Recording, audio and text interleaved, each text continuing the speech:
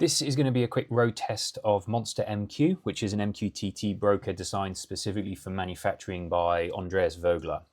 MonsterMQ provides a lot of useful features on top of being a standard MQTT broker, such as message persistence to a backend database, a GraphQL API, and access control at a topic level.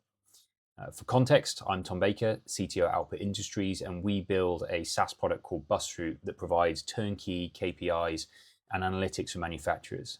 How we do that in short is we collect real-time data from the shop floor, either from existing PLCs, IoT sensors, or using something like the Arduino Opta that's retrofitted to existing equipment. In all cases, the data comes into Busroot via an inbuilt MQTT broker.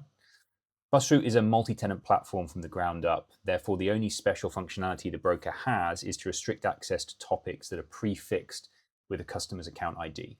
So this is just a very simple way of enabling MQTT for multi-tenancy. Busroot supports a wide range of KPIs and metrics, but for the sake of this road test, we're going to focus on tracking production throughput. There is a mock data generator built into Busroot that replicates an entire factory's worth of data in a way that is close to how our customers use the platform as possible. Things like downtime and underperformance are simulated in this mock data as well. So we're going to focus on a mock workstation called Extruder 14 for this test.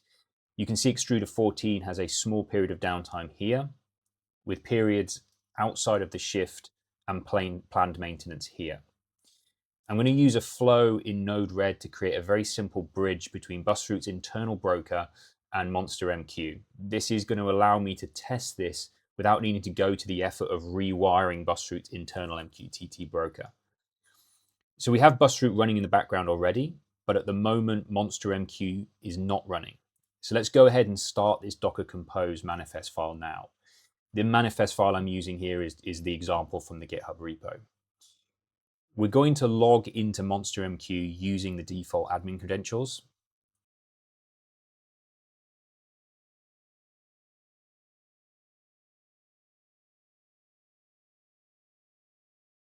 And we can see the Busroot data points coming through correctly.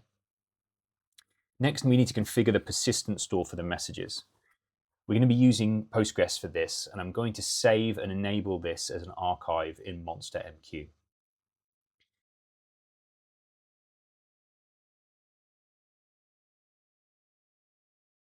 Now, because we've been running Busroot before MonsterMQ, the historical data is not going to be there. So I'm going to use a feature of Busroot that isn't normally used by our customers, which is to reset the data processing cursor. Doing this will force Busroot to reprocess the last 3 days of data, and in doing so, it will republish the materialized metric data back to MQTT. What we are then looking for is MonsterMQ to have saved these materialized metrics in a way that we can then use in our own dashboard. So we can see a large spike in traffic immediately after I've reset the cursors, which is a good sign. Let's jump to Grafana now to see how to replicate the chart we saw earlier in the Busroot platform inside Grafana using MonsterMQ as the data store.